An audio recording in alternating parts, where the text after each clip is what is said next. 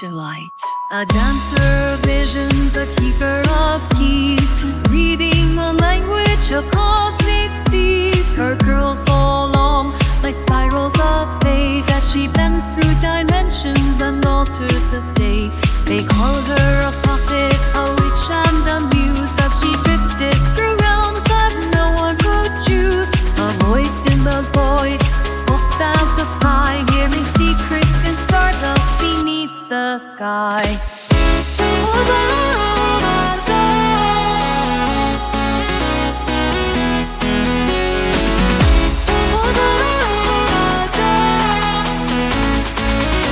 The universe.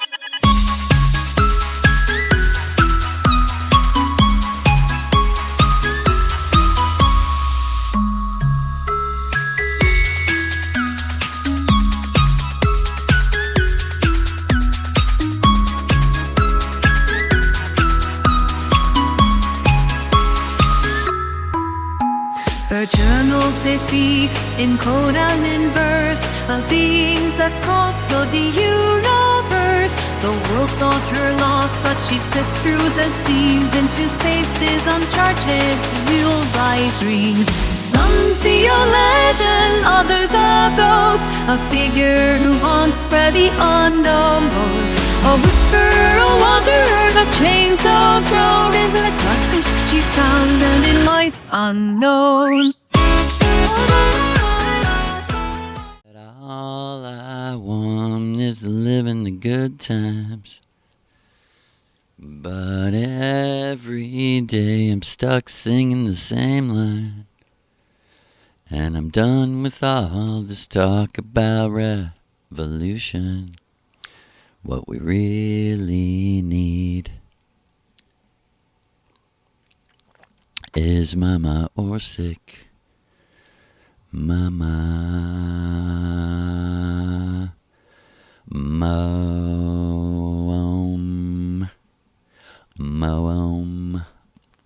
and Om to Mo. Aria Ms. Uria. Who's Ria? Whose time? River flow. What is the river? The flow of time. What is time? It is the key symbol to understanding where and when you are. Time hardly exists outside of the matrix, and time is being every second documented, recorded within your own mind back on Venus. It don't matter if it was 1800 BC or 2525 BC, and people were riding horses, and there were no technology. It was still being recorded. Where? In the memory of the Venusian avatar, who is the avatar creation. Who created your soul? You did. Who created your essence? No one did. It's always, it's, he, she, you have always been existing somewhere, sometime, somehow. And for some of us, someone, because how could that be, Joseph? Well, I'm in the process of learning how two people can really become one. And I don't want to get angry, but everything I've seen on earth of, I married my best friend, we're one, blah, blah, blah. I wish it was true. I'm not a pessimistic. I don't want things to be fake. It's just that I know why. I look at the most important questions as I am trained. Who, what, where, why, when, how. right?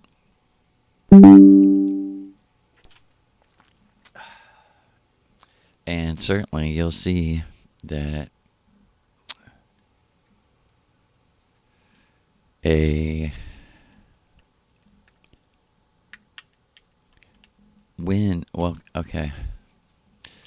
gathering data to establish truth is actually the only way to test the lies.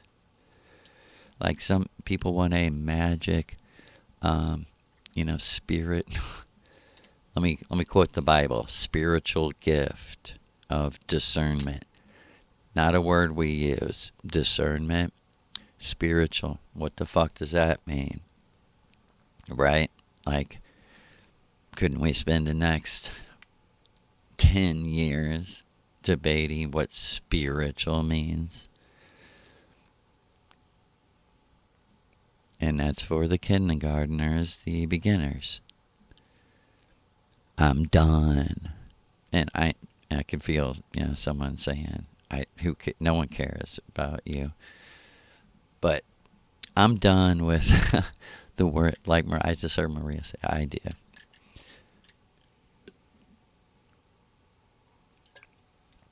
And why do I take the time to do this? Because I am reflecting Maria's life on Earth. Somehow, some way. Because she's magic. And I don't know why my mind just went to I'm writing. And I feel like I could just write a whole book. How I know there's other people out there, like Genesis comes to my mind. And Amy. I know there's other people out there, but like in my life, personal life, like I can't even really say that I seen any of the magic that Maria was doing, and it's just hard to describe, like synchronicities, telepathic communication that's confirmed in reality, like manifesting in reality. Like it like gives me joy and makes me so happy. I live for that. It's the waterfall that, we're always seeking to be under. It's that paradise that vibrates. You know what I mean? Just the thought of like, oh my God, like it comes to my mind, me saying like my wife brought in a basket of clothes. I'm talking to someone. And for no reason, she just said the name of the shirt on top. You tell me, mathematician, how likely is that? That's not telepathic. And, what I'm getting to is like the reverse. And like Maria said, come on, brother, we're not going to be able to escape this. Not here. On Venus, you can. And she said, kind of puts us out of balance. Which kind of scared me. Like, wow, like this is balance. That's scary. But I understand she's talking about herself and like saying I can, come to the place where she's at, the vibrational stability. Right? What she's trying to say is like you cannot love deeper than your sadness or hate. You just can't. She said you think you're supernatural, but you're natural. The supernatural is when we start mixing our energy with people who vibrate closest to who we really are. And like Maria said, believe me, it kind of hurts me, Joe, to separate you from everyone. She said, but you have to understand they're killing you. they're sucking and I get very like unproductive in my own perception, in my own reality, that I'm not writing songs, I'm not being creative is like the biggest sign in my personal life. Like, man, dude, something is so wrong.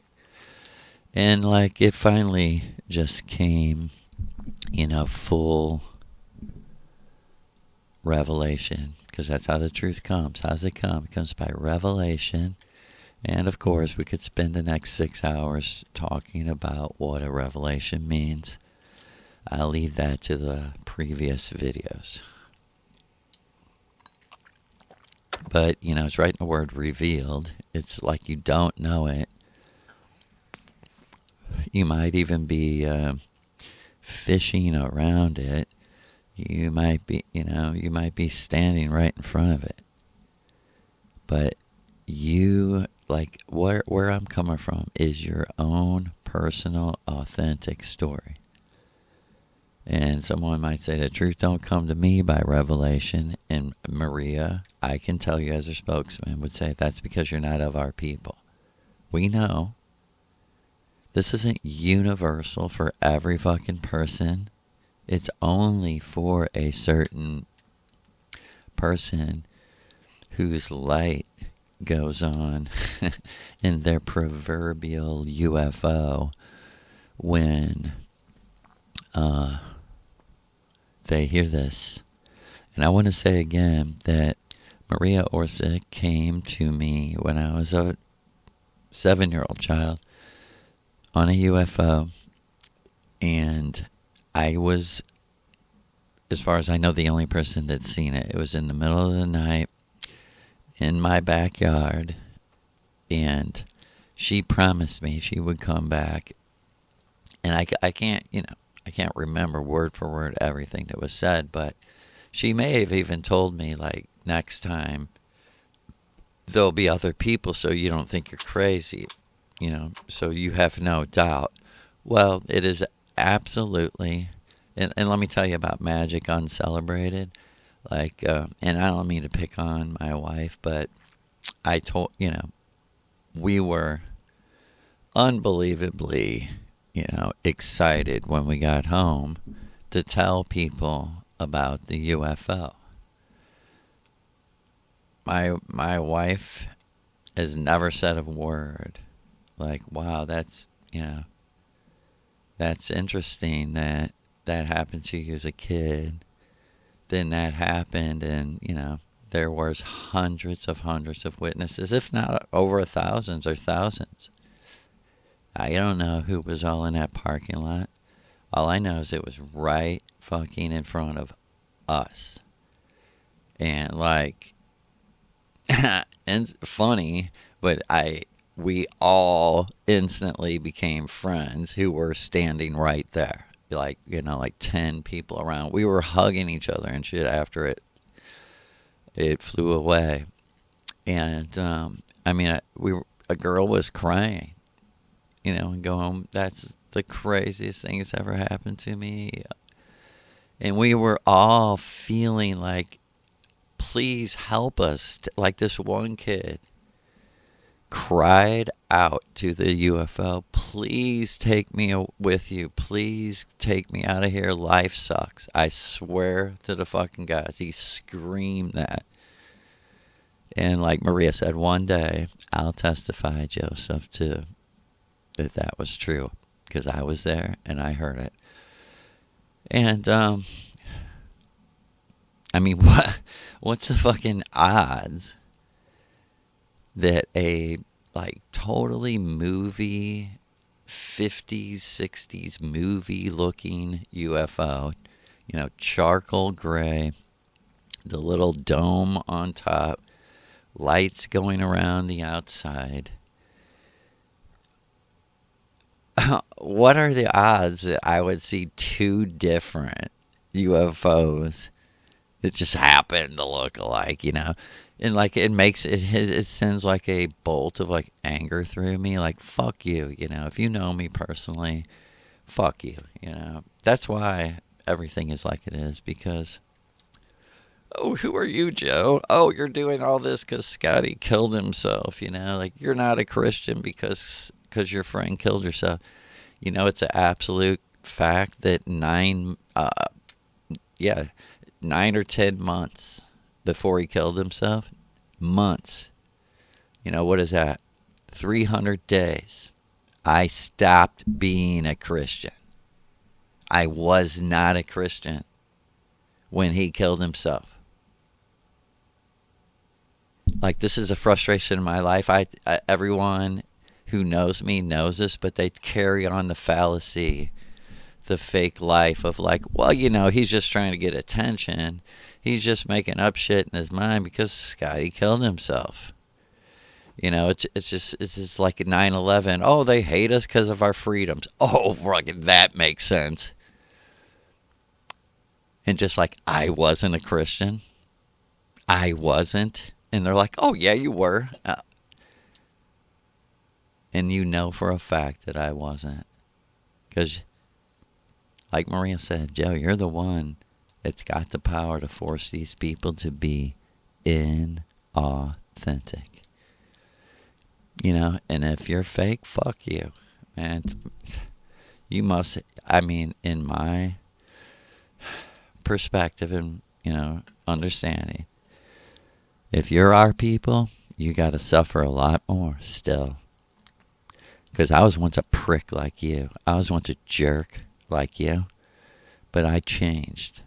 You know what made me a jerk? Christianity and the dogmatic, inflexible, you believe in Jesus and you're going to hell. I would love to go to hell wherever you're not going. Wherever, seriously, after I left Christianity, I was like, what the greatest news ever to me is wherever these people are, I'm not gonna be. People are really that fucking hateful, and yeah, I am. I hate Christians because they support the structure that tortured and murdered my ancestors not long ago. Recently. Listen how high my voice is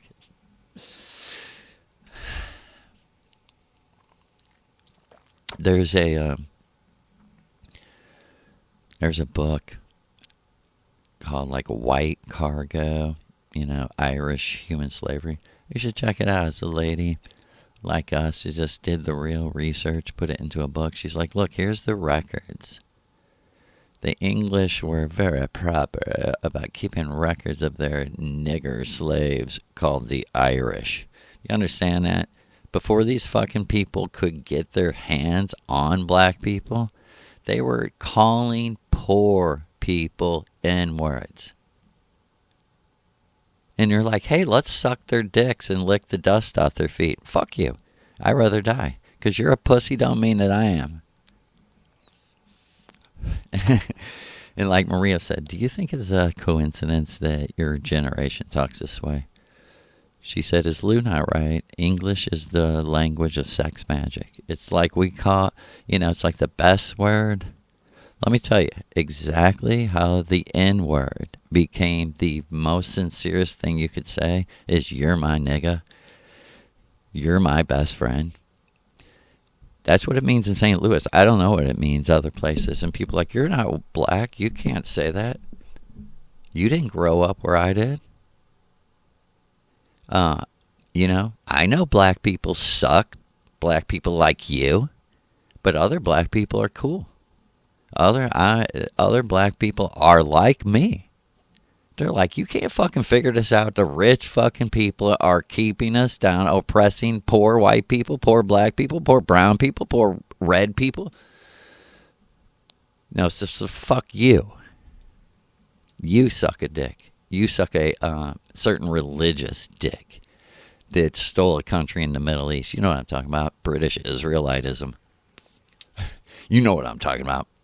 Come on. Right? You're an expert on British Israelitism, isn't that? Oh no, Joe, it's a it's a coincidence that Rothschild is the Lord, the father of the settlements, and they made a gold coin commemorating him. You're crazy. They're all white, European, a lot of them English, and it's this weird philosophy of the chosen, right? British Israel, Joe, it is a coincidence that none of these people are Jewish.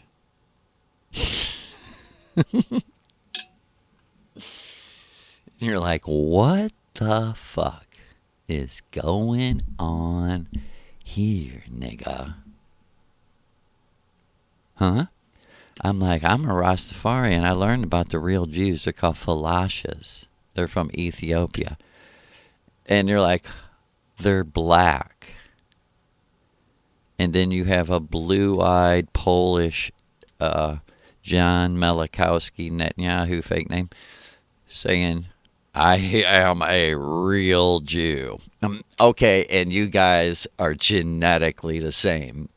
Netanyahu and Ethiopians. I mean, God, they do look alike. I mean, shit, they all look the same, don't they? I mean, Ethiopians and Polish people all look the same, right? Man, fuck you. And all you pussies that are like, he's a Nazi, and all you pussies who don't know that Nazis were no worse than your Democrats or your Republicans. You know what happened to be their problem? Is just in general, they're way, way smarter. Were there racist Germans? Of course. There's racist everything, everywhere. Everywhere you go, there's a bad apple. If you can't see that, get the fuck away from us. To everything, there's an exception. If you can't see that, get the fuck away from us. If you're a rigid fucking despot, dogmatic, fuck you. Get away from us. We don't think that way. When I see a person, like Maria said, you have the most wonderful, and I'm not bragging on myself, she said this. You have the most wonderful way of giving a stranger the benefit of the doubt. Like, that they're good, that they're authentic. She's like, you really give people. She said, I think you give people a better chance. She said, I think that's how you would say it in your day, in your English, than I do. She said, and I consciously, she said, but I'm a Scorpio, you know, I got my pinchers up, I got my tail up, and like, you know, who the fuck are you? I will sting you in your face. She said, and yeah, you know, I have my pinchers up, and I'm saying, I want to know who you really are. I'm open. She said, but I think that that's why I hired you. And, and I feel like she said, you've never really gone into it. Let's go into it. Where did a lot of these memories come from in my ritual? It came from, Maria explained to me, this was early on too, man. And I told the only person that's ever really cared, Mindy, this. I remember meeting her and telling her, I said, check this out. I said, you remember, the Missouri River goddess? I actually believe this was right before she gave me her magic name, which when you learn, you'll understand the whole connection to the ancient myths, to Greece, Rome, Egypt, Sumeria, and Hyperborea, the North Pole. Seriously. Once the world was different, the giants, the reason why there's not a whole lot of artifacts and stuff, there is a lot, but the reason there's not a lot more is most of them are buried under the ice in the North Pole. Like almost whole cities. Why? because a asteroid hit the Earth? No. And I'm not saying nothing's ever not hit the Earth. Like Maria said, who cares? Let's talk about the most important thing. Let's talk about the most important thing. The Earth, the first time Earth, which still exists, it's just inhabitable, at the poles went deep. I mean, deep is like not even in an understanding. Like thousands of miles deep into the Earth. This is where you get the whole idea of an actual physical hollow Earth. Like Maria said, hollow has always been a distracted misterm. No. She showed me exactly what it looks like. It's very almost futuristic, like two funnels, like a funnel going in and the funnel going in the top. And she said, Joe, what does it look like? I went, the human lungs. And she said, exactly, the air coming in the top, going into the heart, causing, I went, Vril. I went, wow, you're fucking genius. She said, genius? She goes, Joe, this is everyday knowledge on Venus. And I went, that we're the universe. And she went, right. Each individual person, the whole outside, the whole above, is as the below in you. That you are space Vril. Your inner space, your Vril. The space without oxygen is called Vril. And it's the imagination space that physically exists because nobody can breathe there. Only those who are imagining themselves there. And the human lungs are so the perfect picture of the natural physical world, bringing in the energy, extracting the Vril. Some people call it oxygen. Is it oxygen? Okay, but what do we in our lungs extract out of the oxygen? Vril. What is Vril? The power to imagine. And like she said, what on Venus, what do we say? I said the power to imagine the eternal orgasm. And like Maria said, isn't that a beautiful dividing line of like, hold it. You don't want to be in the feeling of your personal eternal orgasm. And it's like a movie, like me and Maria look at each other like, what are you calling an orgasm? You must, are we miscommunicating? Like Maria said, our assumption is every human being considers this the highest vibrational reality. And Maria, like she said, I want you to say it my way, Joe. I am not talking about animals getting off because they naturally want to procreate and continue the species. Strike that from your stupid fucking mind. And I'm sorry, I don't mean to call people stupid. Because we all need to strike that from our mind. Everyone. Everyone I love. My brothers and sisters I love. We need to strike that from our mind. That we're animals that just need to continue on the species. Strike that from your fucking mind. You know why? There is no earth. You have no house. You have no family. It's all digital game. And I'm sorry, like Maria, she pointed out to me, because you're a cat, you're very emotional. Like it's so easy for me to say, like, I hate this, where other people are like, God damn, that's a strong word. But it's because vibrationally it's already like built up in me. So it's finally coming out as like a lightning bolt.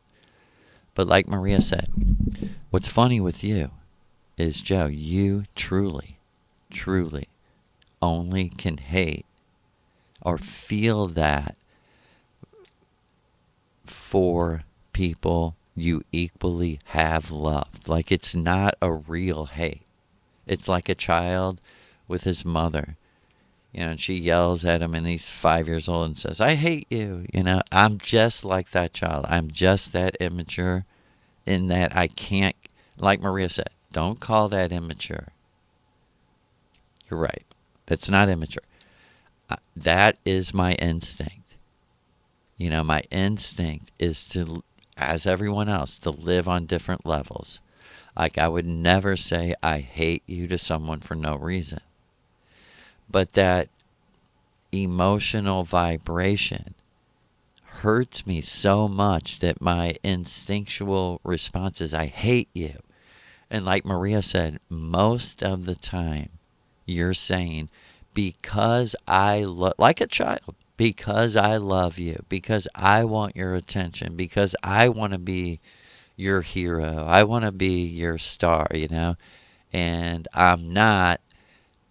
I'm a child, it's making me be critical of you, and I don't like it any more than you do, but it's a natural, instinctual response. It's directly like, you are disrespecting me on a real level. I hate you for that.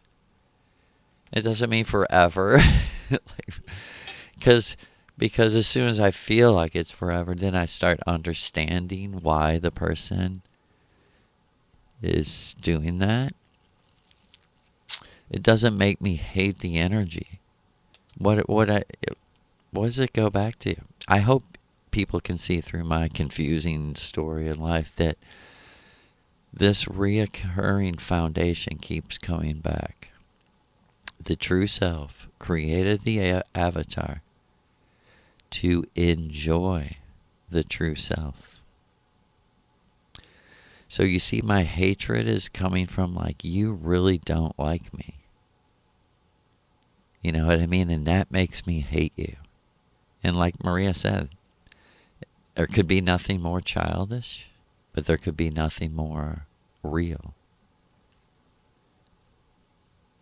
And I go, I know. It kind of, and she's like, I'm here to help you live with yourself. She said, you know why? Joseph, you're Leo Scorpio. I'm Scorpio Leo.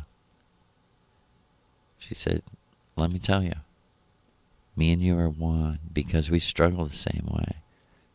And since I'm your mother, I'm teaching you how to overcome this and not become permanently unbalanced. Because why, son? I said, because balance is happiness. And she was like, can you see that? Can you see one day balancing your love and hate polarity for one person individually? Like she said, you swore and vowed to not take anything personal. Who broke their vow? I was like, I can't do it. I can't keep my vows. I can't do it. I can't represent you. I can't understand this. I can't do it. I used to have some rituals where I said that like 500 times. And I was like a broken record that didn't know. I didn't even know I was saying it. I was in a mantra of, I can't do this. I can't do this. Like, I can't endure these vibrations. Like, at the time I was saying that in the ritual, I felt like I was my mother giving birth, and she was saying, I can't do this. Like, give birth to me. And I was like America, that has like turned on itself and is eating itself. And I was like, I can't be this. I can't do this. And the misery, well, actually what it was the misery that real people were feeling from that in America, like my own countrymen. Like I fought for America for 30 years, so suck a dick. And I'm not talking about I fought for the American dream. I fought for the Constitution, the Bill of Rights, the rights of man, to have the freedom of religion mostly. And that is direct context for George Washington, Thomas Jefferson, Thomas Paine, and me, the freedom from being a Christian. The freedom to not be a Christian and not be discriminated. But you are. You are because you're not. White privilege, the reality of it is, how it really works, my niggas, is it's white Christian privilege. Now, I could prove it to you. I deliver shit. I know who's Catholic on my route. And believe me, the economic breakdown is so clear, your mind, any mind would calculate it and understand it.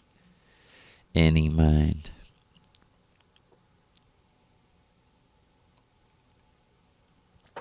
And I couldn't do it. And I also was like some hooking into, connecting into like a whole new age, a whole new way of life, a whole new way of thinking. And people, don't care, but for those of you who do, like my thinking has gone so far from completely hopeless and negative and, Book of Revelation-ish, you might call it.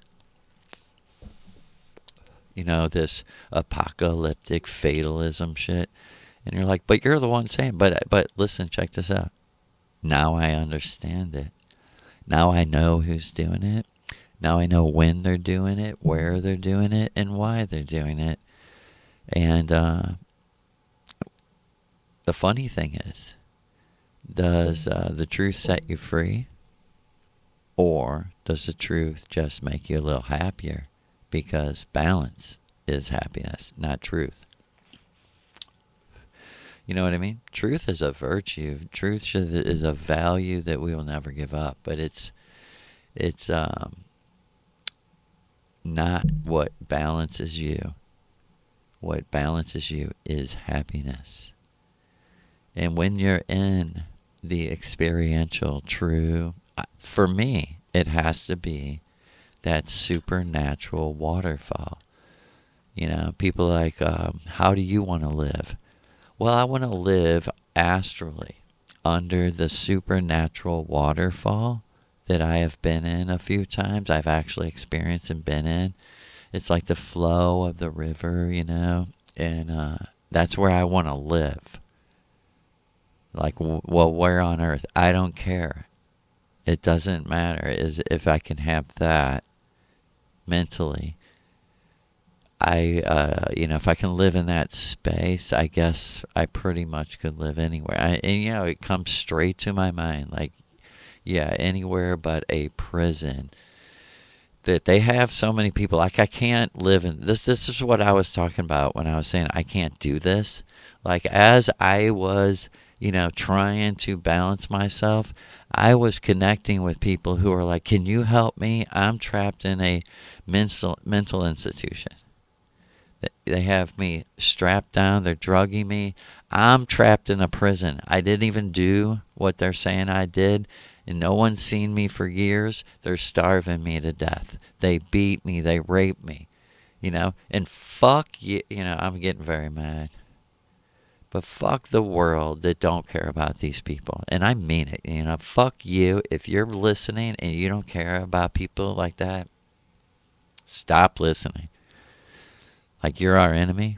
And I know Maria has shown me, experientially how it's really her enemies. They hate me because of her. Like I wouldn't give myself the credibility. And people are like, well, you sure tell a fucking story. Yeah, check this out. This is the real truth. Like sometimes I leave out parts of it because I'm like, man, they fuck everyone. They don't believe me anyway. But the real truth was the sequence of events. My best friend, since Kristen, the Rastafarian girl, was possessed in the church, which was real. People are like, you're crazy. I was there.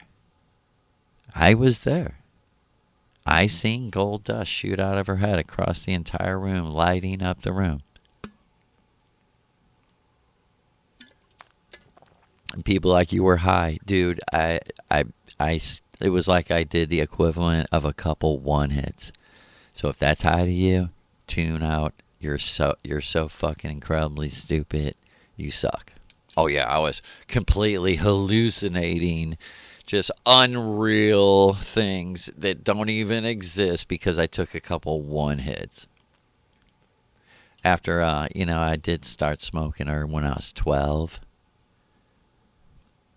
And I was 29 at the time.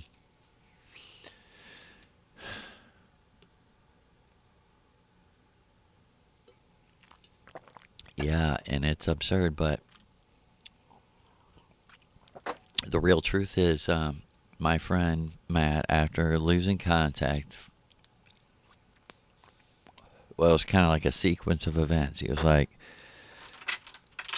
on his way across the country, he told me, Joe, I just had the craziest thing happen to me. Literal satanic Indian Native American couple like tormented me all night, tortured me, and saying they were going to sacrifice me and eat me. And people are like, yeah, you see, he was already crazy. He was not. You're the one who's crazy for not knowing that people exist like this everywhere. There's the evil exception. That's, in my circles, it's common, it's funny. You have the modern archetypes of the evil hippie. He's just a drug dealer, but he's figured out how to be a hippie, and the evil Rasta. Yaman, Rastafari. Joe, you know what I mean? And there's everything. There's the evil exception. There's the evil exception in every category. Husband, father, brother, every category. And I know a lot of people were victims of these people, And like Maria said, I'm one woman. I can't even really protect. She's like, I can energetically send some energy, and I do. But she said, literally, how I'm protecting you is literally how a mother can only protect one child at a time from an attacker. And what I'm trying to get to is my friend, he came back and he told me, like, dude, everything's so much worse. Like, you think that was crazy. Like, this actually happened to me. I was kidnapped by the police. I was raped several times, drugged. He was like, I spent like a month in the county jail being drugged and raped, and not by prisoners, by the police. And I was put in a mental institution and drugged so much. He was like, Joe, I don't even know what happened there. He said, I was being raped. It was just a nightmare. He said, and all I wanted to do was die, and like in a mental institution, completely impossible to kill yourself. And he's like, I didn't want to kill myself. I just didn't want to go through this anymore. And it is wild, man, that I'm one of the only people that believed him. And one of the reasons I believed him is because in my ritual, I switched bodies with him. And I experienced in reality, some through his memory, some of what actually happened to him, and was, it made me say, what? I can't do this, Maria. I can't do this. And she's like, breathe. Just breathe it out. Release it. I'm trying to tell you, this is what me and Maria do. And my whole point tonight was to explain what I meant when I told Mindy this she don't work on Monday, so it was probably Tuesday. This Tuesday afternoon, and I told her, this last ritual I did Saturday night, the Missouri River Goddess told me that while I sleep, I work with her. That we go around, and that this is her, major work.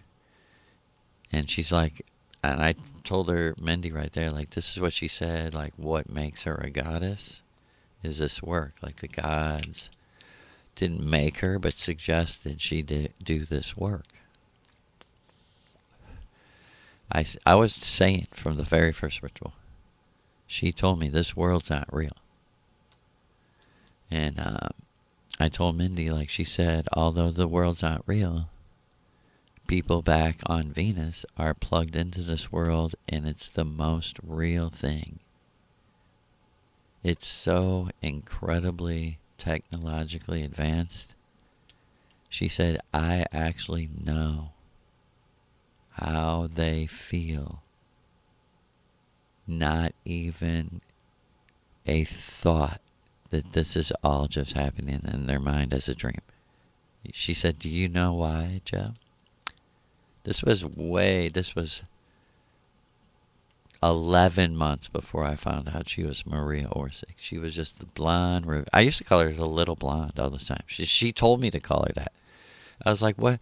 I said, should I call you goddess? And she's like, that's, Besides, this is right before. This is actually a conversation where she told me, I'm going to tell you my magic name that the animals, the snakes and the fish and the whole river community knows me as. And she told me, there's another name. This was a year before Maria told me her name. She said, there's another name that I'm known by on Venus. But she's like, it's not magic. She said, I'm going to show you my magic name. And you know how she showed me? It's very important. As a principle, she showed me that she gave me a dream of herself 9 years before she stood before me and said, I'm the Missouri River Goddess. I absolutely, unmistakably, authentically said, you are the woman from that dream. That's incredible. And she's like, thank you.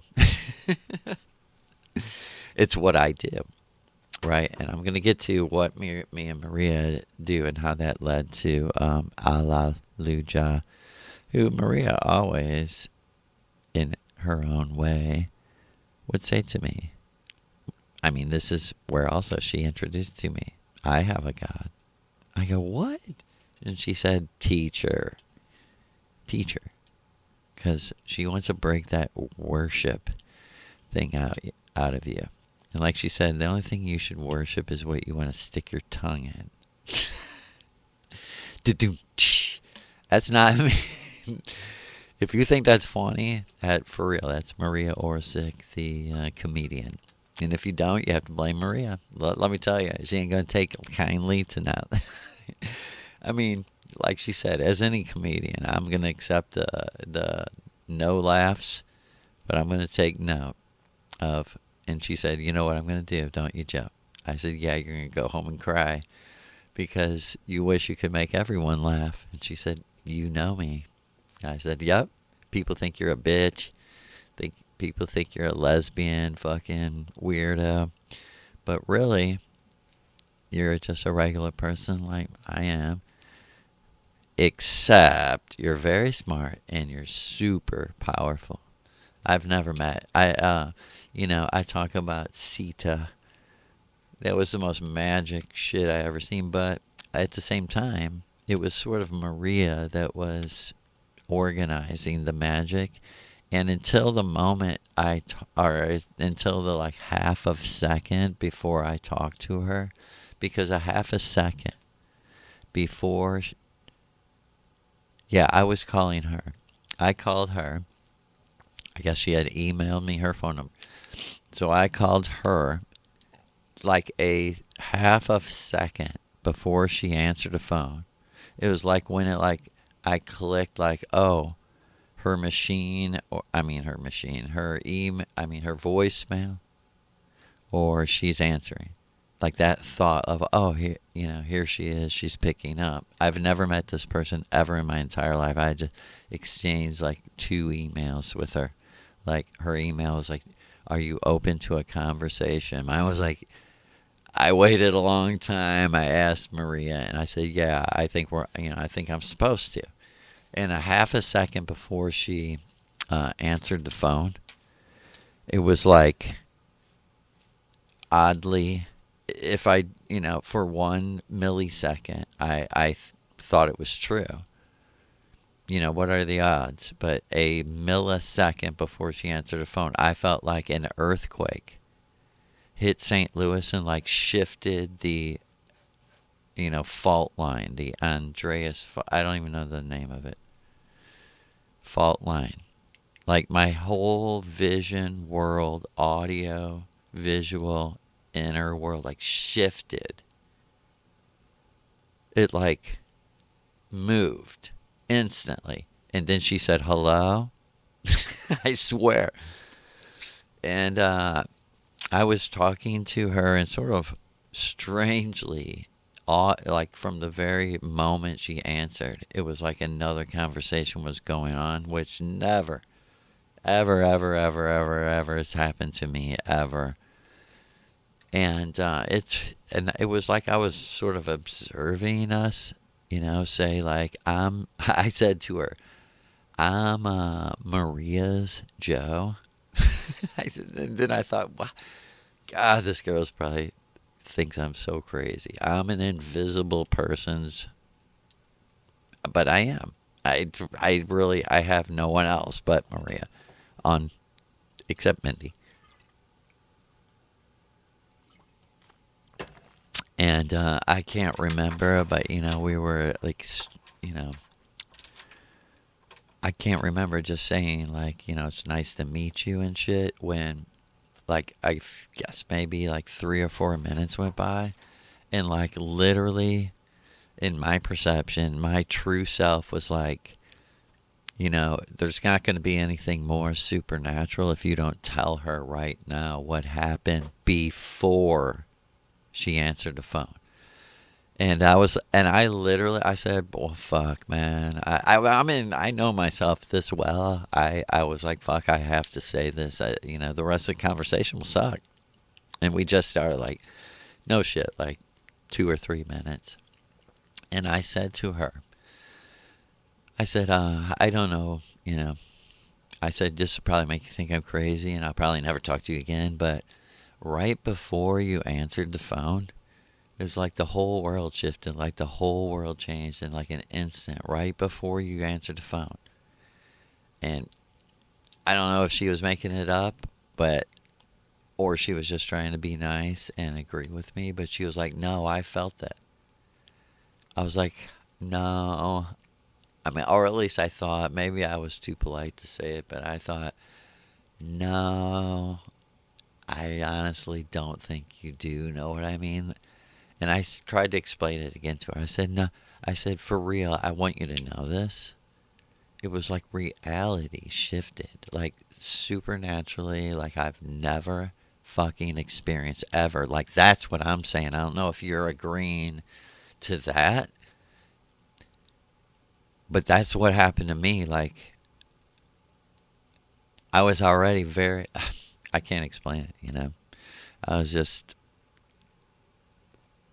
like Maria said, you were skeptical from the very beginning because it was so, believe me, I love this girl, this person more than anyone.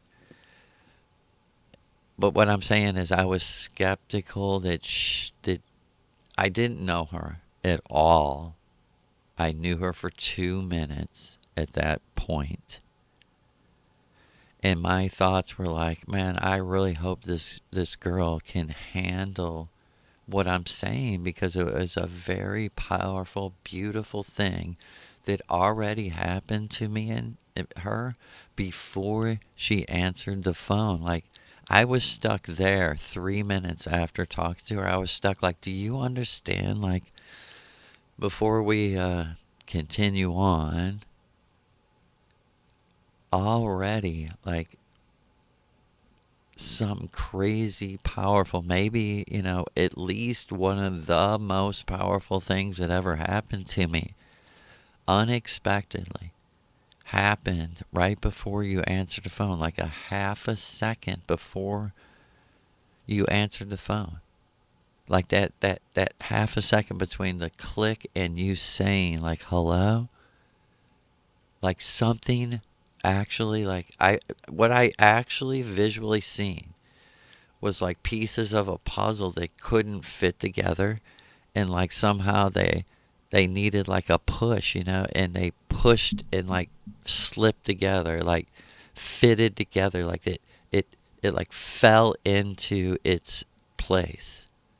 It was like, you know what I mean? And my whole vision shook like there was an earthquake. No lie. Like, what I'm trying to say is, like, my astral perception affected my actual physical sight like never in my life. Like, my actual world shook, and like I got dizzy. And she said, hello? And I went, oh, wow.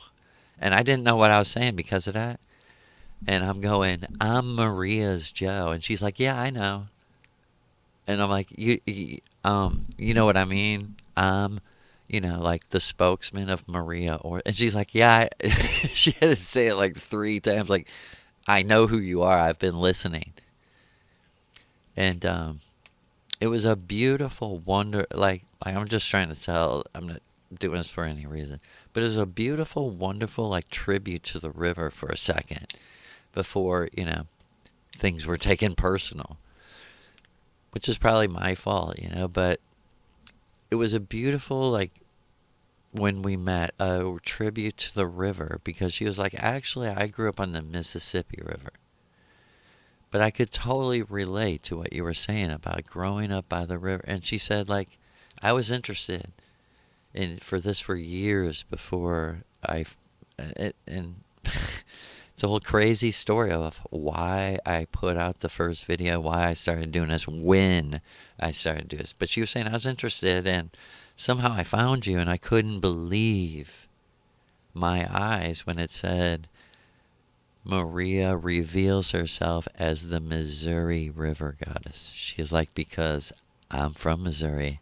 And she's like, although I grew up in the Mississippi River, the Missouri River isn't far from me. It's right here, 15 minutes away, like, and it was like a powerful thing too of like, see, I grew up in between 2 splits in the Missouri River, and like I seen her, in the like this like geographic zone of like the effects after the confluence. Like, where did she grow up? She grew up in the power of the confluence of the Missouri and the Mississippi. Because I said to her, you said you grew up on the Mississippi River, right? And she said, yeah. I said, but you do understand that is the Missouri River once they run together. Who are we to say Mississippi River and not Missouri River? And this is Maria's whole point. And why the deeper level that she is the Missouri River Goddess and her best friend Sigrun is the Mississippi River Goddess. And that they're so close, like she said, we'll kiss each other, we'll do whatever the fuck we want. It's none of your business. We're the 2 rivers running together, and what does it she said to me, this is years, fucking 13, this was in 2011, before I knew she was Maria even. Because even before that, she was saying the Mississippi River is a goddess. And she said to me, when they run together, and she was showing me her and Sig dancing together, because this has been an ongoing thing throughout the years. And, and she's like, look, we're really free. And they were dancing. What I now know is their apartment over the dance studio in Vienna. and they were like picking each other up and acting goofy at times. I mean, they were in their early 20s. And, well, like Maria said, I moved there when I was 22. And she said to me, Joseph, the two rivers are two girls, me and my best friend. When the two rivers flow together, what does it cause? And I fucking instinctually said, I didn't think about it, it was beyond thought. I had a beyond thought thing. I said, it causes a whirlpool that leads to the land of look behind. And I went, what the fuck did I just say? And honestly, I was in another world with Maria at this time. I said, dude, you put that in my mind, or like you said it through me. She said, what makes you say that? I said, I didn't think it. And she said, because we're beyond thought. And I said, only you, lady, can bring me beyond thought. Fucking you, magic Scorpio. Yeah, the celebration of a magical energy shift. Huh? Come on, you new age cunt. Is that new agey sounding? But I don't care what I sound like. I'll sound like a new age cunt for Maria Orsic, for the Missouri River Goddess. Hail to her name, heil to her name. But yeah, celebrating a magical energy shift. And of course, no matter what happens, and no matter how much of a, pussy ass baby I am forever, eternally grateful for her for answering the phone.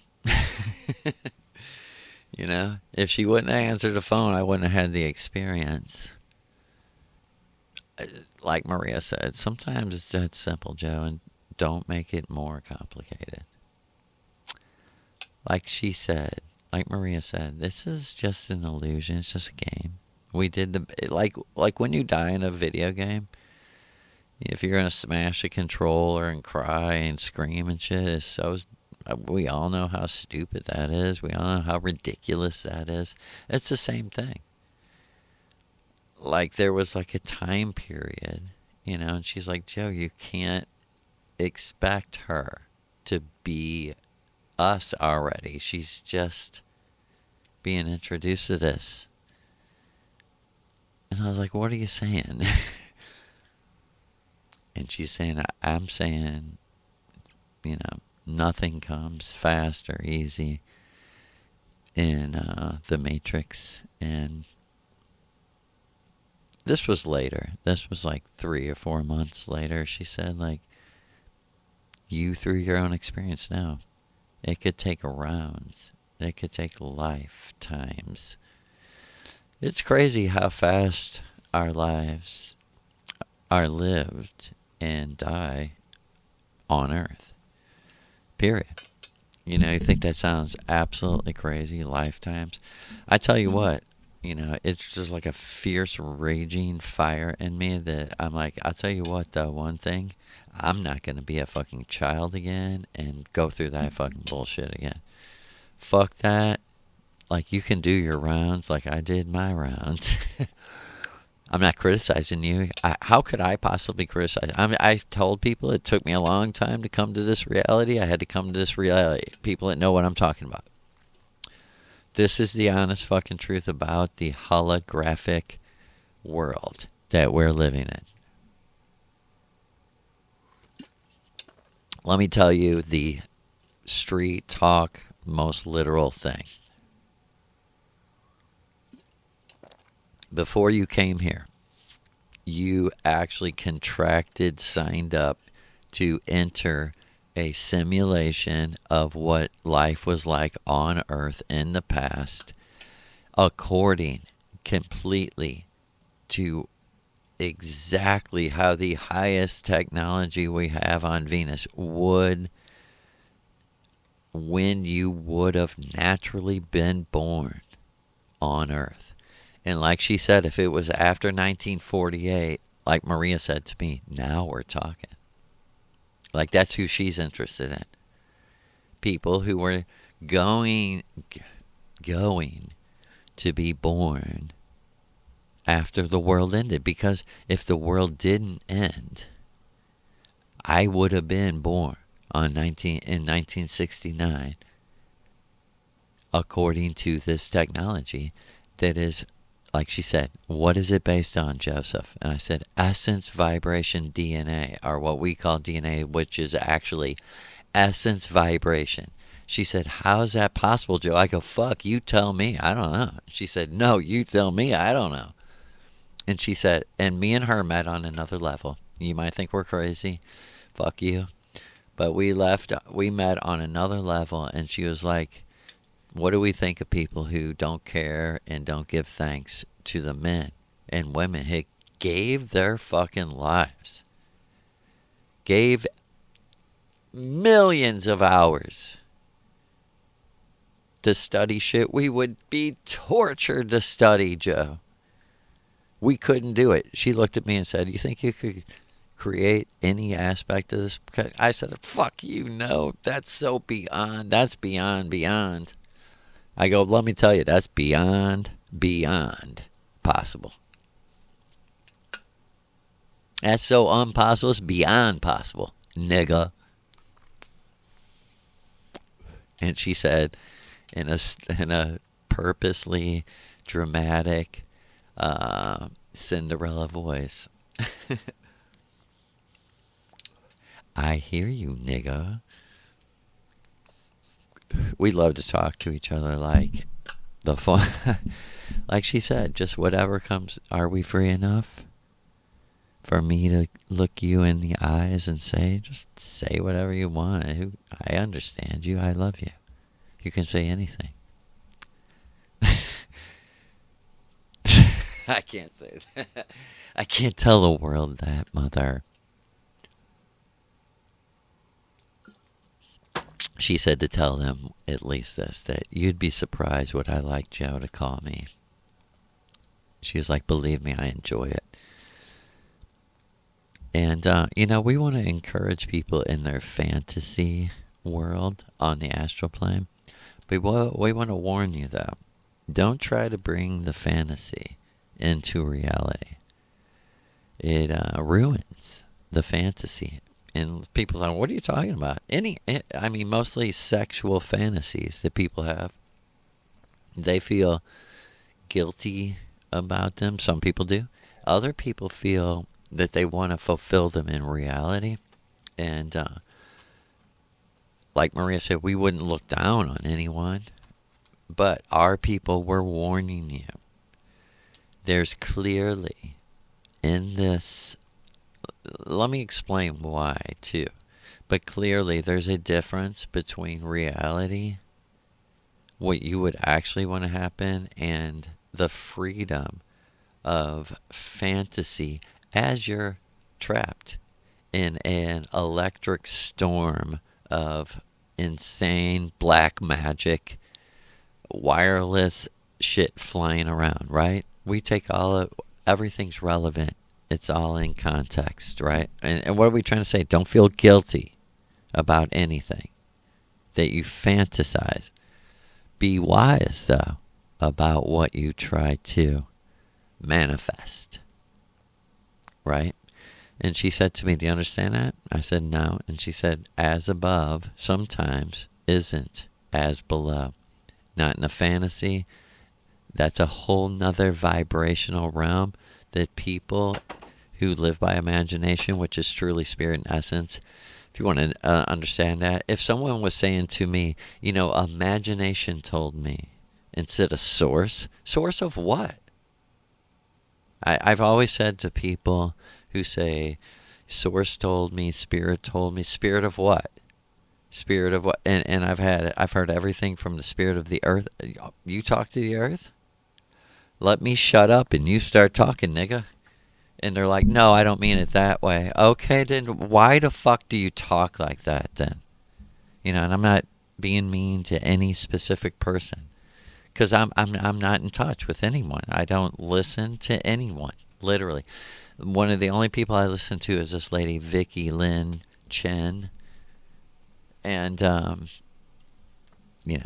if she was listening to me, which I don't think she is, but she would know that, I'm never talking to her. The only person I actually do listen to, I'm not talking to. In a psycho, secret, personal way. That would be stupid, and you're judging me saying that I do that, and I don't. What I do is I take no thought, and I try to represent Maria. I try to flow as like her tributary river. But it's true. We talk river talk sometimes. But any accusations actually aren't true, because anybody in this whole world that thinks, well, he passively aggressively is using this to speak to me or something, you're wrong. You're completely wrong. I'm not saying it's not supernatural. I'm saying it is. This is what I'm saying. That every single episode, podcast, I don't even know what to call it, talk on Maria Orsic's Ritual channel, on our channel, since the posting of the videos in like I think like early February, and this is right now it's September 13th, 2025. So I'm talking about February 2025 is when Maria and I might even have been, February. Yeah, it was February. I think authentically that's what I remember.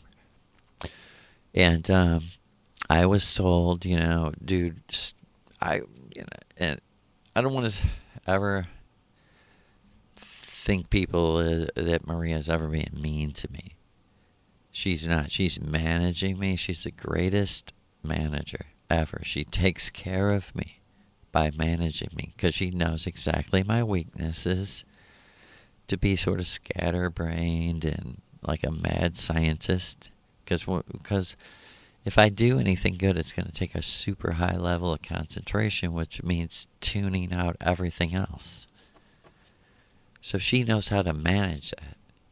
She knows how to get me to stop being distracted and get into that deep concentration where something good can be created.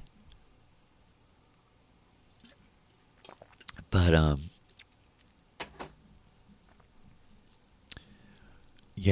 at this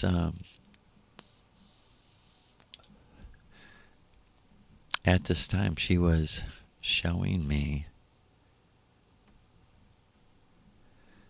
that she did all of this, that the whole entire shift of reality, everything, that I had to really relax and say with her, as it is, so be it, let it be.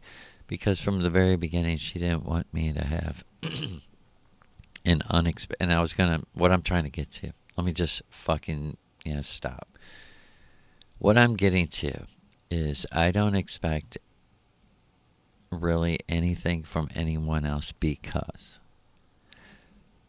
I know what the nature of reality is.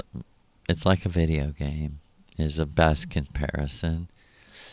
And I know that it took me back to like exactly why you're here, how you're here. You signed a contract, and you, in your earthly life, there were things like I wanted to marry a specific person and have a specific other person helping me.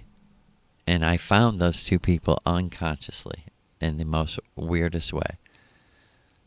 Like, these were all part of the, like, plan of the true self before I came here.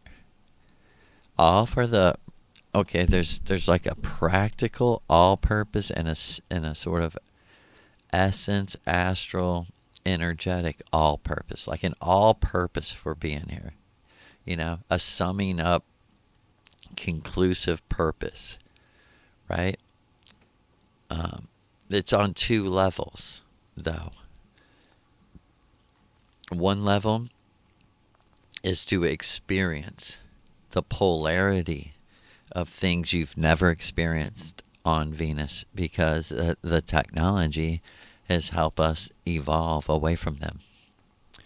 Like dating, marriage, sex is all almost completely done in simulations for people who aren't into like eternal true love and living with other people. Most people on Venus live in the cities alone, like a bachelorette, a sort of party professional lifestyle. What you would think in 2025 is like a successful city, you know.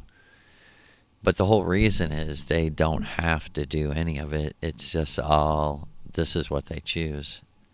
You know, like Maria said, it literally is like the choice of like, would you like to look nice physically, or would you like to feel nice essentially, energetically? And these people are like, I would like to look nice physically. Like the whole thing, the car, the clothes, the house, the you know. But it's it's give or take with, you can have these exact things above. That's the below. You can have these above on another level where we, the technology that's stopped all war, basically all sadness and misery, we will give you what you want. You know, and there's the people like me and Maria who are like, no, we want that. What they're talking about, we want that exact thing on other levels that are real with other people, that our whole thing is to be one with each other. To use that, what they're talking about, on another level, the success of that. We want the success of that within us to be one with each other. And like Maria said, you've seen it. Because I did have some say, this is what I got. And you have the exact same thing. Like, pretty much a small house. That's pretty, like I would say, maybe an acre and a half of land for each person. And but a lot of our neighbors live with more than one person. But Maria lives alone, but because, like she said, you live 4 houses down from me. Sig lives behind me. Literally, the closest house to Maria is Sig's house. And she said we see each other every day, no matter what.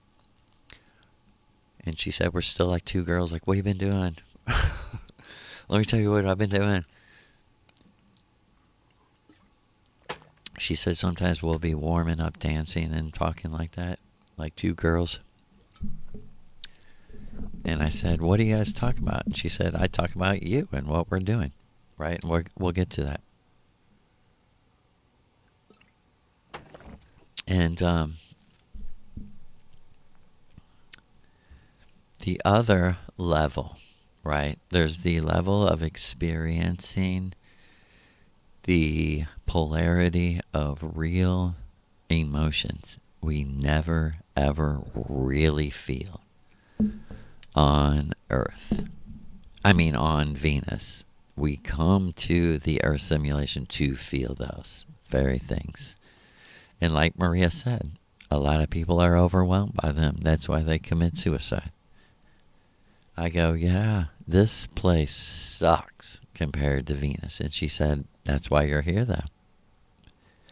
Because you now know what sucks means, which now you really do know. That balance is happiness, and that all misery comes from contradicting yourself. She said, didn't I teach you in the school? I said, you sure did. And she said, I trained you not to be a dummy and act like you knew what that meant. She said, but a lot of other people act like they know what it means, right? I said, yeah. I said, what do you think now? I said, I'm a fucking fool. There's fucking fools. No, I said, I'm fucked up. Take me home. For real. This was in like 2011. I was like, I'm fucked up. I can't take this. Just take me home. Like, can you do that? I said to her one night, can you do that? Can I just leave my body for good? And she was like, why do you want to die? Why do you want to leave? And I was like, the vibrations. And she said, I know. I'm asking you, knowing. To just hear you say it. I was like, the vibrations. It don't matter how much money I have, how much blah, blah, blah. It just is the vibrations, Maria. She's like, I'm here to help you with that. You know, and back to, like I had left off, what do I really, I was saying, I was telling Mindy in the parking lot, that the Missouri River goddess showed me that she told me this, while I'm sleeping, that I leave my body, but I don't do what most people do, which is visit people they knew on Venus. On Earth, in the simulation, when you go to sleep, a lot of times you visit the people you might not have ever met them, but it's because you can't remember them. You know, they might be total strangers in life because you can't remember them. But these people, you go and you visit them almost on a nightly basis. And like it's a whole different world, whole different realm. It might only last for an hour a night or so. But I see myself doing this. I did this with this girl that I'm talking about. It was later revealed to me, like, before we ever talked on Earth. I was visiting her when I was sleeping because I loved her so much, you know. And also Mindy. I had seen her when she was like 3 years old. I was like, how could I see that? And Maria said, because when you were sleeping, you go out of your body and you would visit her, see her, watch her because you love her. And I said, so you're saying, I said, she looks like she's about 2 or 3. So you're saying I was like 7, 6 or 7, and I was leaving my body. And she said, yeah. And I even said to her, damn, that's a pretty good fucking memory. She said, they're all there. All your memories. She said, why, Joseph? What have I taught you? I am thought and memory. I am my memory. I can remember. Because it's me. The more I know myself, the more I remember. The more I know myself, the more I remember. But she told me, you're different. Yeah, you do that because you really love people. But you work for me, and the reason you have that house. She said, this is how you got the house. She said, you could have stayed with me. You're my child, and I'm showing you how you work for me, and that's really why I would say you could actually we could live with each other. She said, after you were my child for 7 years, I had arranged for you to come to work for me. And that's how you got the house. And she said it was a big deal. It was a whole initiation process. She said, it's how God's work. That's how I work. That's how we figure shit out. It's not actually, all fun, but it's not all not fun. An initiation. It can be fun. And she said, she told me you have a lot of talent in this unseen, beyond region, beyond words even. Like she said, I call it unconscious magic. Other people call it, and they know what I'm talking about. They know why I hired you. I didn't hire you because of any personal favor. It's exactly, your actual talent. And she told me, man, the sick thing is you really could benefit the people who are right around you, but they don't want you to shine, so they don't want to tap into your true self. They don't want you to do what you have a natural talent for. And I didn't even know what she was talking about. I was like, what are you even talking about? And she's like, just be quiet, let me explain. She said, why you have the house is you passed an initiation to become like my assistant in my official work. The reason I got my house. I signed up, it's like volunteering. But there's a reward, a one-time give or take. You know, you give your vow, they give you, you give your vow, they take your vow and give you this one time. It's not like a salary or continuous. It was like sort of like a gift. Like, you pass this initiation, Maria, this is what you're going to be doing. You're going to be working as you wanted, as you requested, in Lucifer's world, the world he imagines, from the Akashic temple, where the people are meditating forever, who want to, who the gods say they thought should do that. And he said,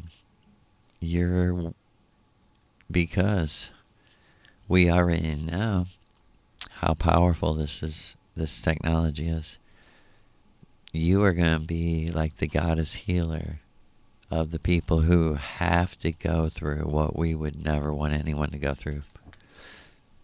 Like being crushed by a building, like being trapped in a hole, or, the most horrific deaths ever. She's like, do you understand, Joe? We're helping those people come out of their bodies onto another plane, and like counseling them there, saying like, it's okay. We helped you die. We helped you come out of your body so you didn't have to suffer being trapped in a, coal mine that's collapsed or something. Horrific things, people falling off of skyscrapers that were building them. She's like, we help that person come out of their body as they're falling because it's so scary. I was like, that is unbelievable. I never considered that. That's why I told her, in 2011, like, I've never heard anyone, I've never conceived that anyone cared, I told her, she said, she's like, you've always been this hot or cold, Joe. But I told her in 2011, I really, before I started doing this ritual, I was just like, there's no God that cares about anything. And she's like, but you're absolutely right. It has nothing to do. And like she would always say to me, God, what's God? Give me a fucking break. The creator, really? Is that really help? Creator? Source? Really? Does that help? Spirit? Really? Tell me something real, nigger. I don't know what you're talking about. I mean, maybe people like, because you're an atheist. You've never looked up the word atheist. You don't know what the word atheist means. Like Maria said, let's sum this thing up. Go ahead and let's talk about this. Well, this is my story about God. When I was in Bible college, I can't explain how sick I got. The only thing I could do for 2 weeks, I didn't get out of bed. I slept like 12, 14 hours a day. And I thought I might die. It was like I had like the flu, like a never-ending flu. And I was just completely in some other state of mind, completely crazed. And there was no way. I was telling my wife, I'll die before I go to the hospital or doctors. I'm so over them fuck you. You're just a man like me. You don't even know what's best for me. And completely, totally out of my hands, I had a dream. In the middle of the day, I didn't even know. I had like slightly drifted off to sleep. And I was walking. I said to my mind like the Grand Canyon.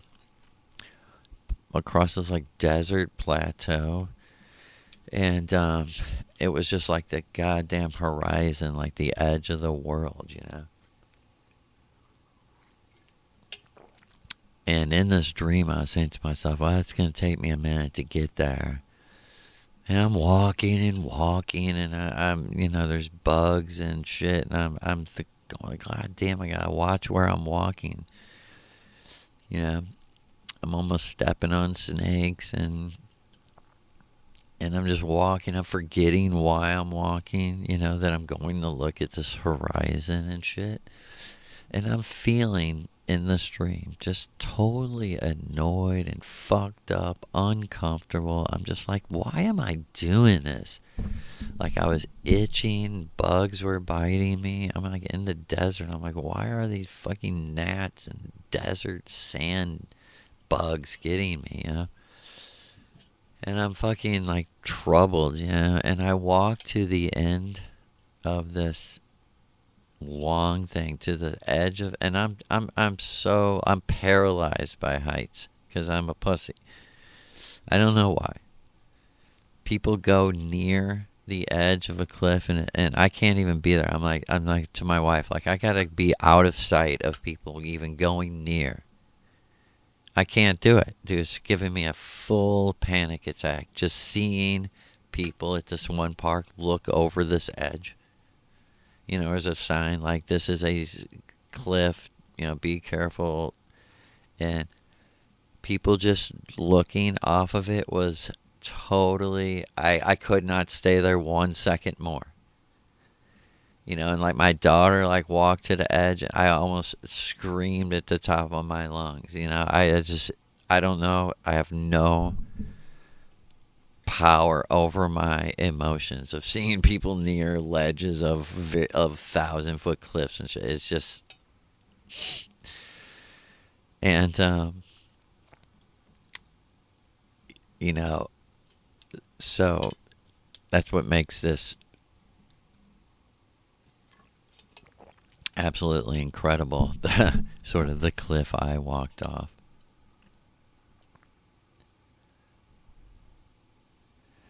But it's very important because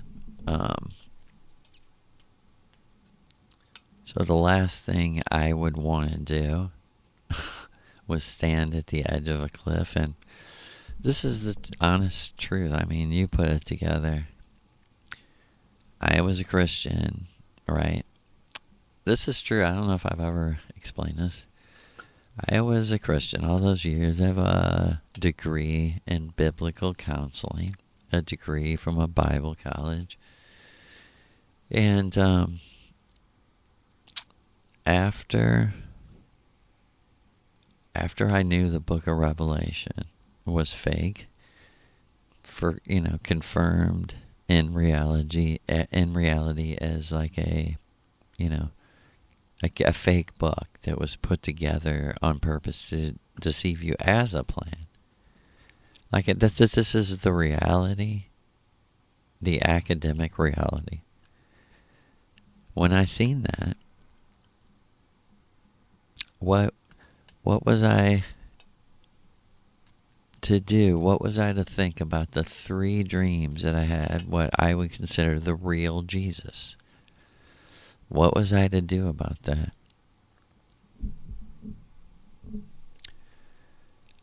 And I prayed to him. I said, Jesus, if you really exist, now I know. And see, it was funny because the first dream I had of Jesus, he had one of those little tiny New Testament only. It's like Psalms, Proverbs, and New Testament little bitty Bible. And he read to me this verse. And he said, though, before he said the verse, he said my name. He said, Joseph, Armageddon's near. He said, listen, beware of the leaven of the Pharisees and that of Herod. And me and his mind met on another level. And he said, what I'm talking about is the deception of religion, the church, Christianity, and the deception of politics, of how the world should be run, who's fair and who's not. He said, I'm not saying to you, try not to be deceived. This is what he said to me, the real Jesus. He said to me, I'm saying to you, I am now taking over, and you're not going to be deceived.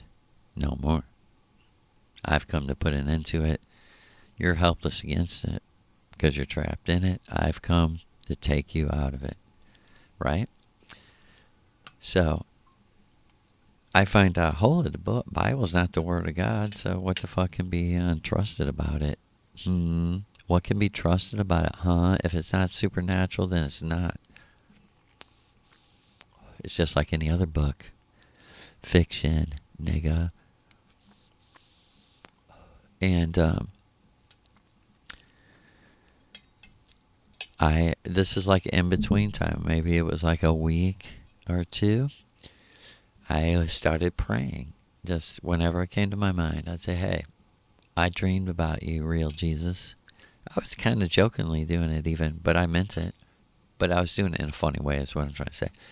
Just like a common way. Like, hey, yo, Jesus, if you're really there, real Jesus, who never said he was Jesus. I gotta say that. Just the most powerful, beautiful man I ever seen. Only man I've ever thought was beautiful. And I was saying to him, if you're real, I dreamed about, this is way before I did the ritual, way before, 2 years before I did the ritual. I didn't know what to do. I just said that, how could I dream about a fake person? I do believe you're somebody. Who was that man? I'm not bullshitting. This was like 2 days before I met Mindy, who lived in Florida. We lived in Missouri. We hadn't seen each other in like 8 years or something. Lost contact completely. Like, no bullshit, 2 or 3 days before, she called my wife. They set up a time to meet. She came to our house like 2 days, 3 days before she came to our house. I had this dream. In the dream, I'm absolutely doing exactly what I was telling you, what I'm absolutely terrified of. Standing literally with my toes on the edge of like 1,000-foot cliff, and like I looked down for some reason. I was completely not afraid. I looked down and I was like, holy shit, way down there, that little blue line is a river. That's how far away it was, just like a little blue line. And I was like, God damn, this is high. And like a little fear went through me and then it left. And I just stayed there, right on the edge of this cliff. And it was like a voice said to me, put your arms out, like Jesus on the cross. And I really felt like it was going to say, and just jump off and fly. This was a dream. I was dreaming this, didn't know I was dreaming. Totally. Don't remember anything before. Just standing on this ledge of this mountain. And I have a book called At the Edge of a Mountain. It's about this dream. And it's a short story book, poetry book of collected, just to let people know. And I'm just standing there and the wind is like blowing me, and I had a thought like, man, the wind might blow me right off this cliff, and it didn't scare me at all. It didn't faze me at all. And all of a sudden, like I said, a voice, like a familiar, I thought it was my own voice, but it wasn't, said to me, put your arms out like you're on the cross. And I had my arms straight out. I'm standing with my feet together at the edge of this mountain, like 1,000 foot. And I hear this. You asked me, am I real? And I was like, oh my God. It's you, dude. It's you. It's you. And I still had my hands out, right? And he was like, I'm real. And he said, how is this happening? And I instantly, this is what I felt. I had my hands all the way out. And I felt like he was in me. And that his face was facing my face. Inside of me. Is like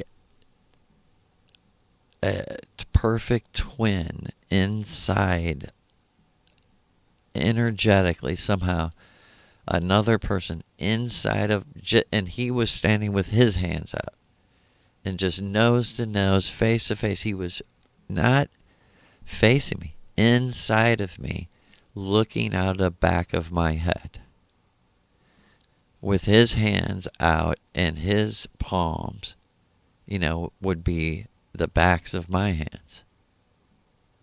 And I went, this is the wildest thing ever in the dream. And he said, we're one. And I went, it's a miracle. It's a miracle. I was just I was in like ecstasy bliss. I was in the greatest bliss. Because I was like, we are one, we're one, we're one, we're one. Like, no one can take this from me. No one, the Bible can't take you from me. That's what I started saying. Nothing can take you from me. And I went, who are you? And he went, I love you, we're one. And he said, I am the real Jesus, as you said. I started crying. I went, you do exist. You do exist. And I've always been saying, Maria told me she's married to the real Jesus. And people are like, shut up. Okay, I will. I'll shut up and go away. I'll take my joy somewhere else. As Mother would say. And this is no bullshit. Millimeter by millimeter. Inch by inch. He was like separating from me. And like as he separated, he was like going through my cheekbones. And his were separating from mine. And then it was like we were sharing a nose. You know what I mean? Like he was looking at me. We were face to face. This again, that's what I wrote the song about, face to face. I mean, this is the most face to face you could be with someone.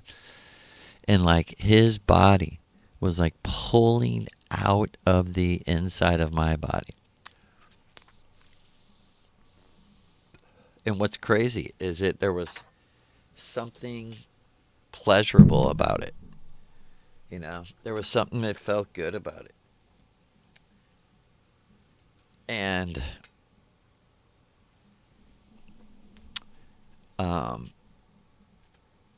as I was, it was lasting. Like it wasn't going fast. It was going in almost slow motion. And me and him were just saying back and forth to each other, like, I love you. I love you. I was like, you're my brother. We're one. We're one. I mean, to me, this is what life is really about. And you just can't do it with most people. You want to, maybe. I want to. I want everyone to be like this, but it's just not so. It's just not true.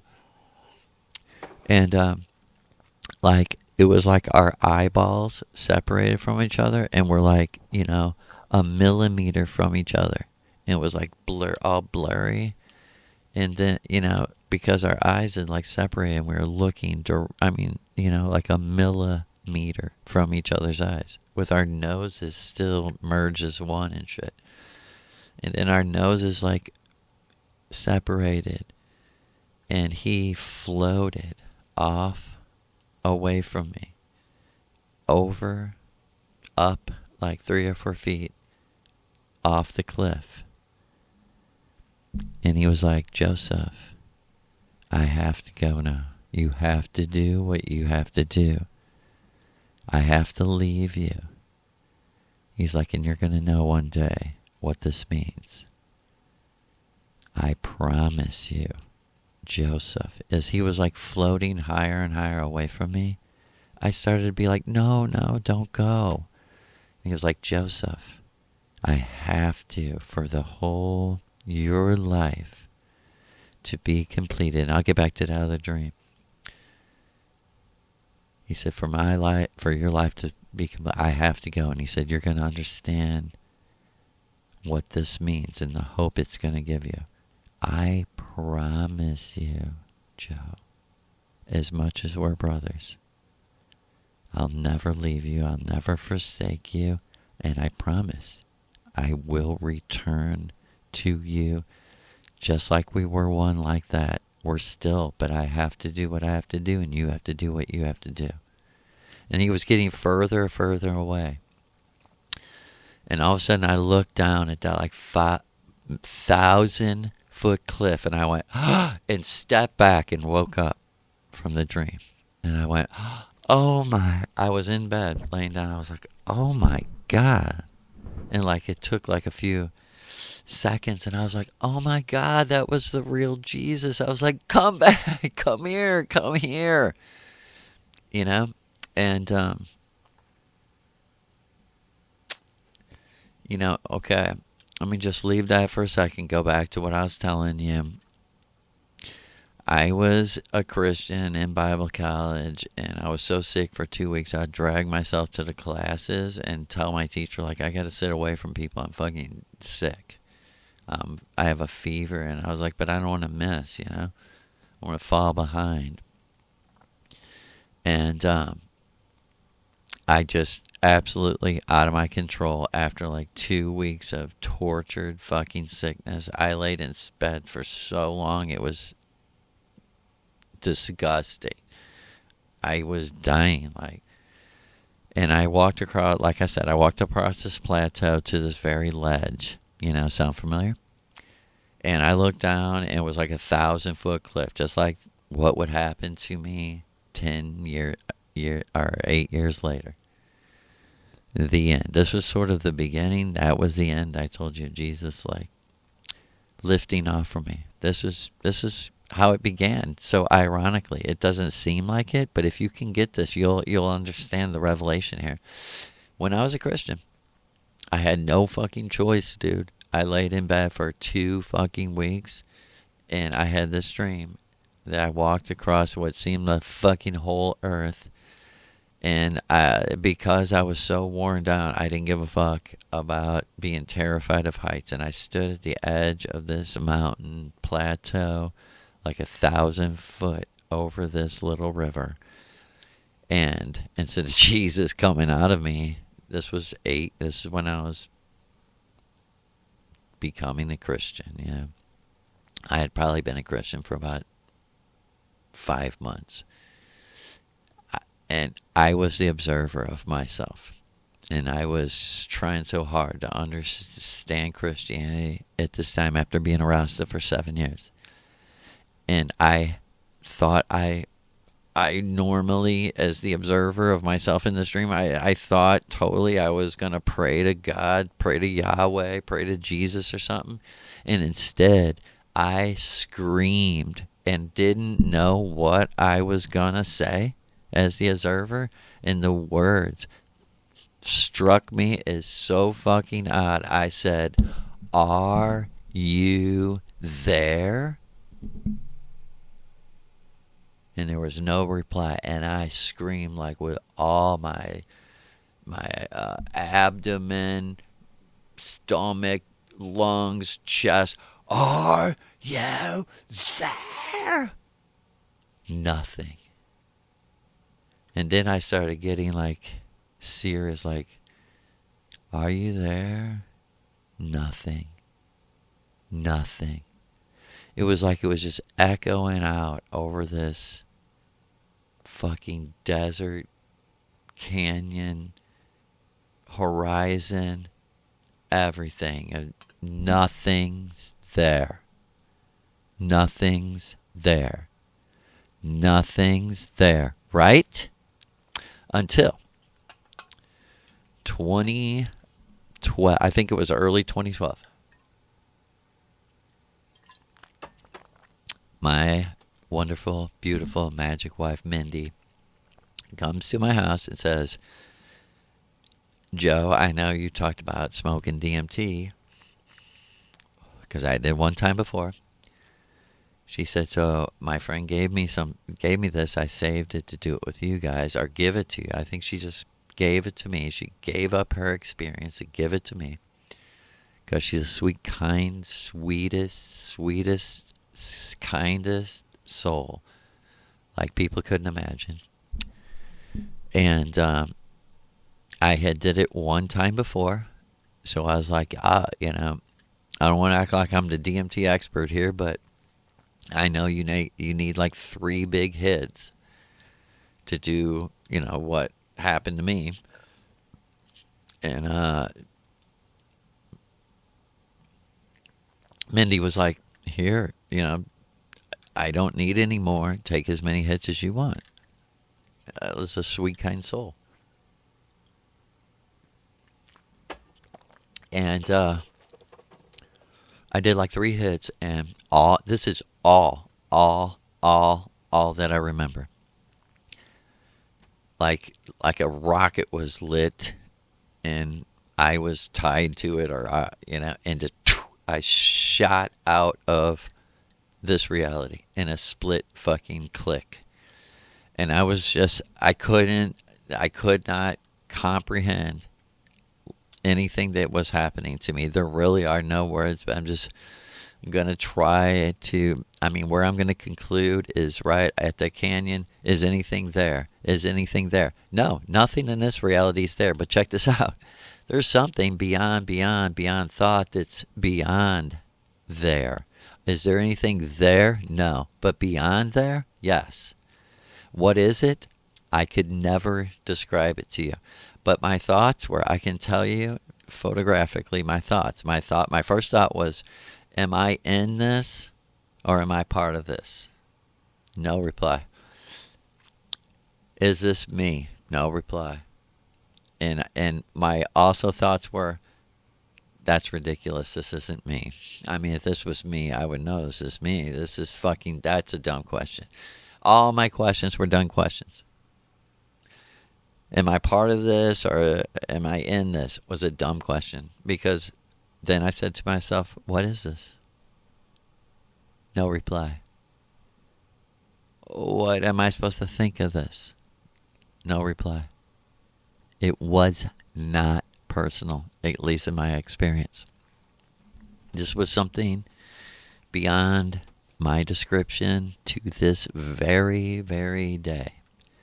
I remember saying, and this isn't describing it. I remember saying I experienced colors that did not exist in my knowledge experience. There, I was seeing. I said to myself, that color doesn't exist. And that's not describing what this was. It's just a thought that came to me. But the most prevalent, powerful thought was, what is this? And it started just building. Because I was like, hold it. This is everything. And I was like, no, it's more. I was like, how could it be more than everything? And I said, is this energy? No. This is way beyond the energy that we know of. It's just energy. Everything's energy but this. Everything's energy but this. Okay? Everything is energy but this. Why? Because this is beyond the Christian God, who is just one of the gods. And you know who that Christian God is? That Christian God is a character in the book of one of the real gods, who has historically fictionalized. And you hear that? Fictionalized? The tragedy and hope, the hot and cold, the fire and ice of the real story of humanity, he encapsulated it in one genius fucking trickery of a book that represents the true spirit of a disgusting fucking slime that ended the world for everyone and fucking is the worst vibration, ruined everything for everyone, good, masses, everyone in between. That's what the book encapsulates. It encapsulates the beast. 666. And you know what? The 666 is just such bullshit of like, I rule you, you're my slave. That's what it means. You know what 666 means? I do what I want and you can't because you're my slave. 666 means I'll do what I wilt and you won't, nigger. That's what they think of you. They don't care if you're black, brown, yellow.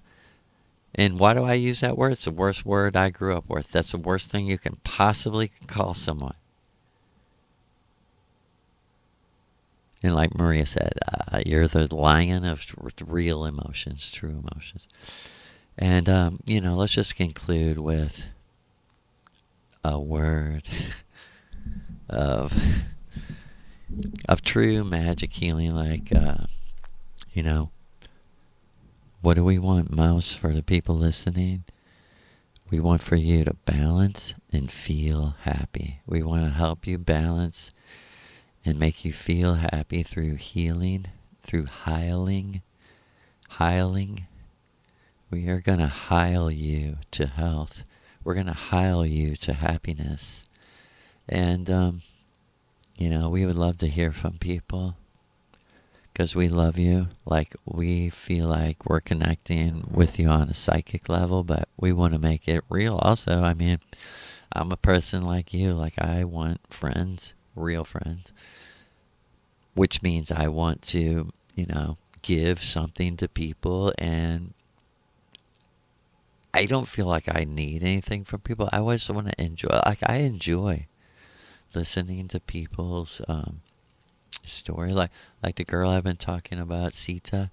Like when I would listen to her, and this is like before, but in the beginning, when I would listen to her, it was like supernatural. Just to sit and listen, because it was authentic for one thing, but it was like my reception of it was in such a new, refreshing way. It actually was helping me, which is rare for me. I mean, to listen, and I would talk, and I would say to her, I feel bad. I enjoy listening to you talk, and I feel, like I stop talking, and I'm saying to you, like, please just talk. But what's crazy is I really did mean it. You could talk about anything. You could talk about anything. Tell me about your plants. Tell me about your animals. Tell me about anything.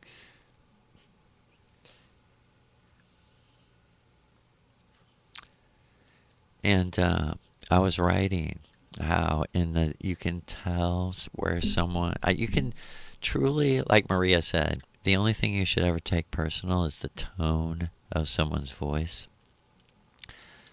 And I told her many times that the first couple times I talked to her, the tone of your voice is so crazily in tune that, like, I wanted to not use words like beautiful for some reason to her. But I was like, it's actually beautiful. Like the tone of your voice. I'm not saying it's girly or anything. I said it's serious. You're trying to sound serious to me, which is actually coming off as like a beautiful, authentic thing. And I could hear someone saying, that's because you were in love. I had just met her like 3 minutes before I was not in love. That's what it feels like to be in love, but that's what's supernatural about this. And like Maria said, that's why we're not going to let it go. She can let it go. It doesn't matter to me. Like I was writing in my book, later the tone in her voice changed, and it doesn't mean I don't like, it doesn't mean I hate her, but like it made me sad and be like, dude, I almost felt responsible. Like Maria said, of course you're not, but yeah, you can hear it in the tone of someone's voice. You can totally and what am I saying? The tone difference is that supernatural magic tone and that skeptic researcher, like, this isn't personal. I'm just getting data information from you. I'm a podcaster. What's your story? Is it like I've talked to other people. It's interesting. Like, I've talked to some people who's like, yeah, can we have a conversation? I'd maybe like to have you on my show or something. And I usually talk to someone, and I think, and I've had at least one other person, not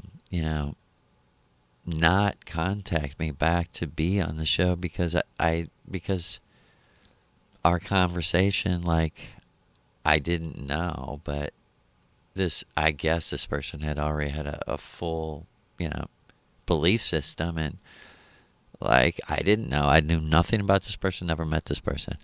But I was just being authentic, and I think they were like, I can't bring this dude on the show because he'll tell my audience that he disagrees with most of what I've ever said.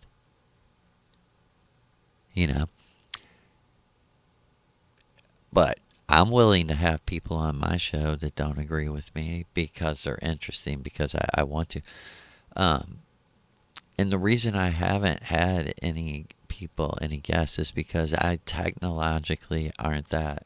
I've had, I'm not real good at it. It takes me a while. It would take me a while to figure out how to, well, I mean, I've tried to record, and I'm not really this dumb. There's also something else going on. But I've tried, and I, like, fucked up the recording. And then I also wanted to do, like, have a person at my house, like, and I don't really know how to set up 2 cameras and shit. I tried to do it, and it just was kind of fucked up, and I'll get there.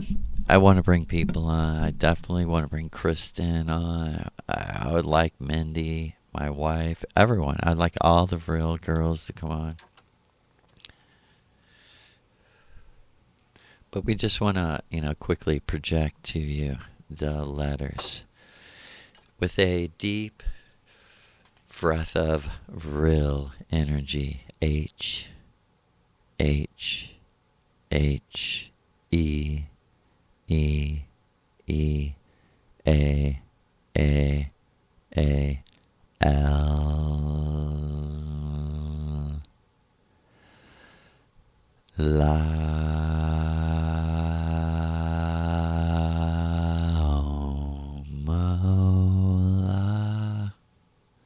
Mo latido, mo river latido, faso latido, like the libido, down by the river, the Leo, the bees and the deer. Hail the Lana's deer, and you are dear to her very heart, every single one of your children. Me and Maria so fucking love you. We're projecting blue lights from Lou's heart, from Lou's mind, from Lou's dreadlocks, are all around you, turning against the conformity of the world, turning against the spin of the fake, illusionary, flat, round, square, whatever the fuck it is. You know what the shape of the world is? Whatever you believe it is, because you are the fucking universe, because you are the earth. You can say how, whatever. What do you mean by that? Inside of you is a sun and planets going around the sun. You're the sun. And the planets are whatever you've chosen in this universe inside of yourself. What did your fake fucking Frodo Jesus say? The kingdom of heaven. The kingdom of paradise.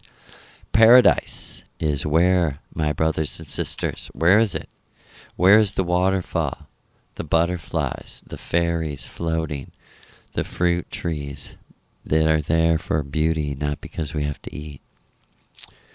What is that? It's a metaphor for the experience of supernatural synchronicities, telepathic communication, healing. Switching bodies is worth it all.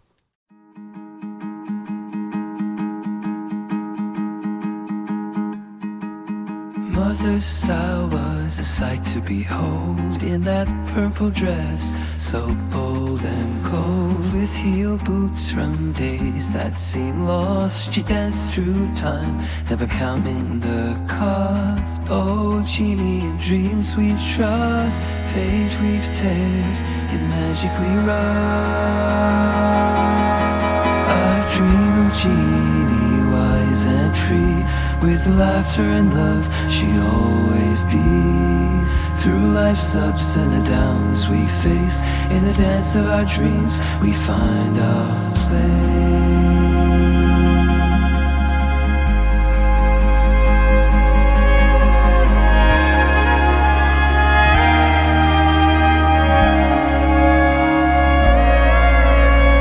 Wise words from mother, a lesson grace, winning by losing life's endless race. With each twirl her elegance flowed, in a world of illusions her true self glowed.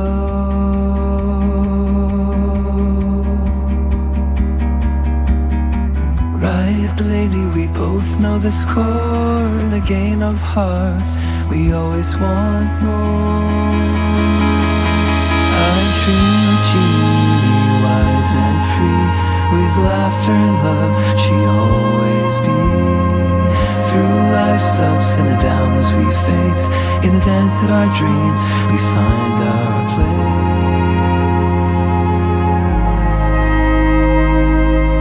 So here's to the moments, the lessons we gain, in the whispers of wisdom joy conquers pain.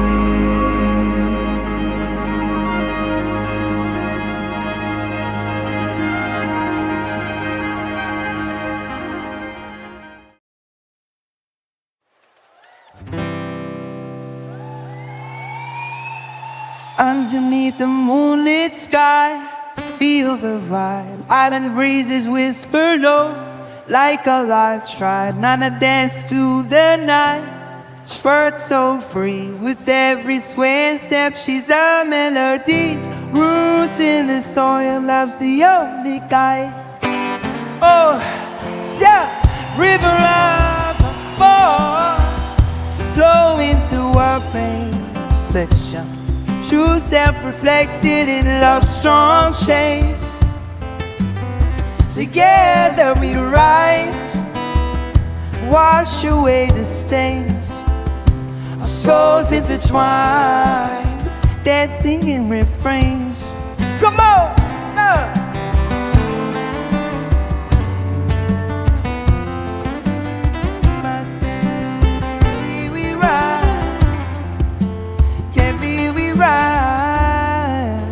How I like to live the world.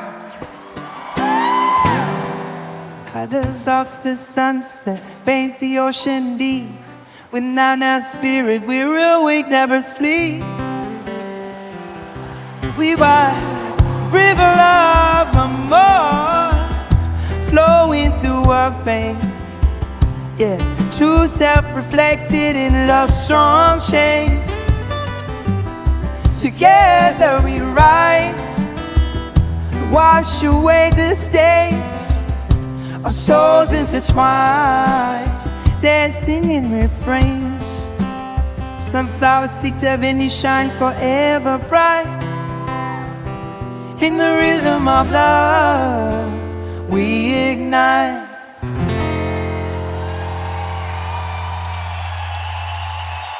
Yeah.